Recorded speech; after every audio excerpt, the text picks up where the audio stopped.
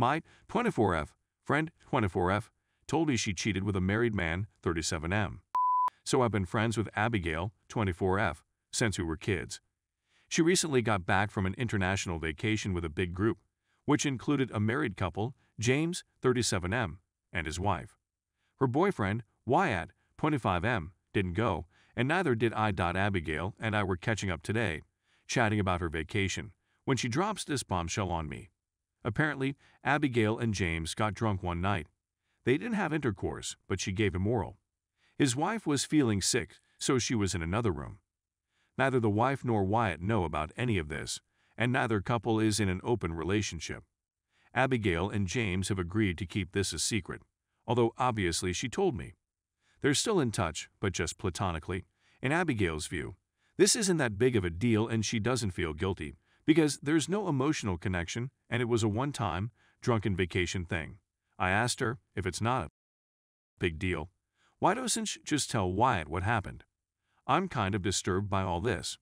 I have known Abigail to cheat on a few boyfriends in the past, but was always near the end of those relationships, when she was already preparing to dump them.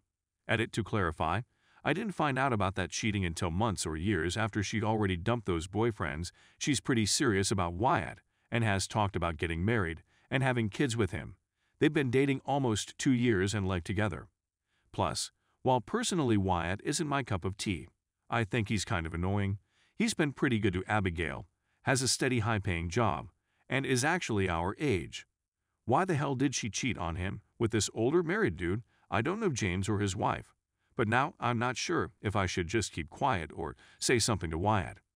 I'm the only one Abigail's told, so she's definitely going to know he found out from me, and probably that'll ruin our friendship.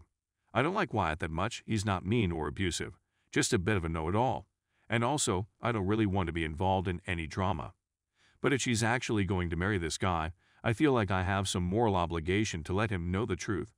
What should I adopt it? So last time, I got comments telling me to confront Wyatt, as well as a few people telling me to mind my own business and stay out of it.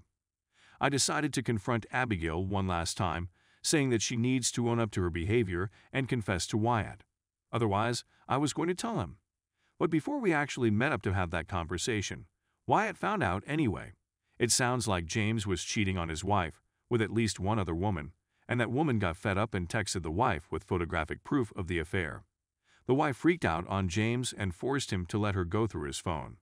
So then the wife found out about Abigail too, and all hell broke loose. Wyatt heard from the wife.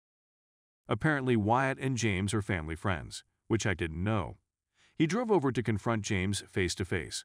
They got into a physical altercation and Wyatt ended up at the police station. Abigail called me crying, asking for a ride to the station since Wyatt had taken their car to James's house. At this point, I had no idea what was going on, so I agreed and we drove down there, which is when I found out the entire story. Honestly, I was so tired of all that I just dropped Abigail off and left. Now Wyatt has a court hearing in a few weeks. James and his wife are probably getting a divorce. Not sure if Abigail and Wyatt are staying together, but I'm trying to not get involved.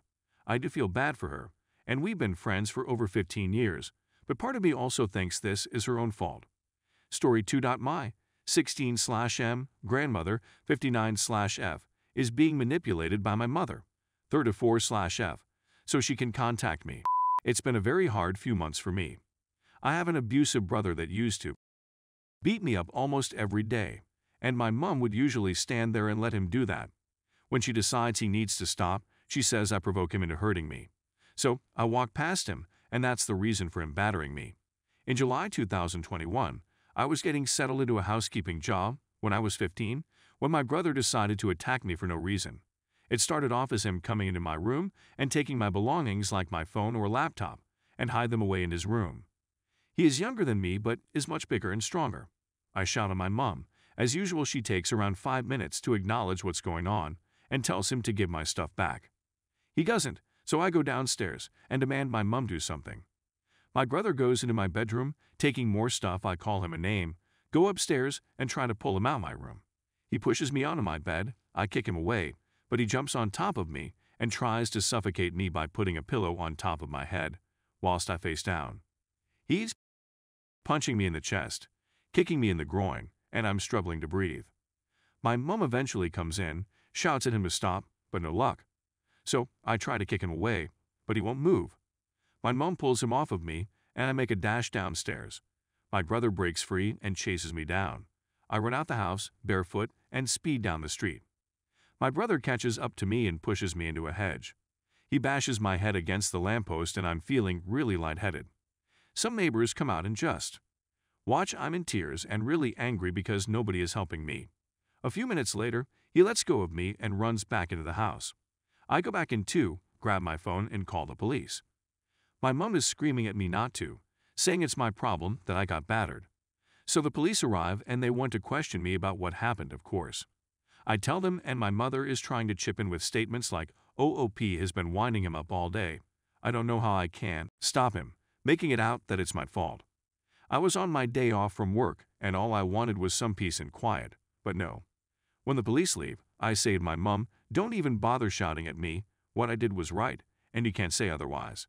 She says, "Are you trying to take my child away? I'm sick and tired of you instigating situations. Pack a bag, you're moving out." My heart dropped. I had nowhere to go. I was still 15 at the time, 16 in a week, but even still, I wasn't ready to move out. I phoned my nana, and she let me stay with her, rent-free.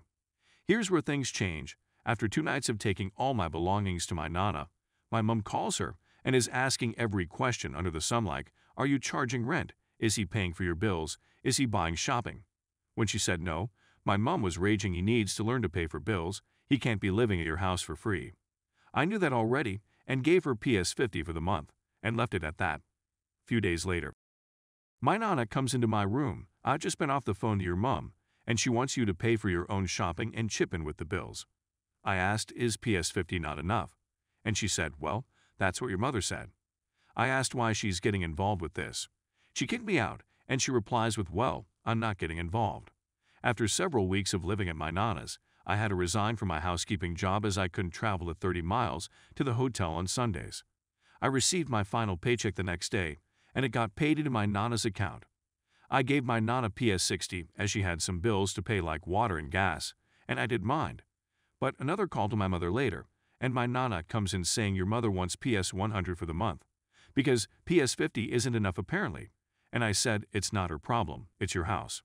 And she turns around and says, "Well, you didn't get paid a lot, so I will be taking PS50 for last month's rent and another PS50 for this month." I was gobsmacked. She couldn't just take money away from me like that. PS100 down the drain. So I start actively job searching, applying for jobs anywhere in Scotland and as far down as Manchester.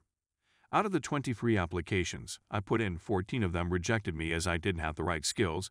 I have national 5-grade qualifications, and the other 9 employers didn't reply to me at all. At the end of August, my nana told me I have to go back to my mom's. I said no, gave her the PS100 for the month of August, and phoned the homeless department.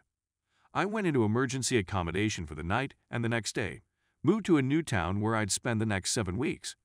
It was a secure accommodation unit, where it's a normal flat/apartment, but there are workers from housing partnerships in the council. I applied for universal credit, went to the job center, and tried to get my life back on track. When I got all my stuff out of my nana's house, I blocked my mom's number immediately. I wanted nothing to do with her, and I'll explain why soon.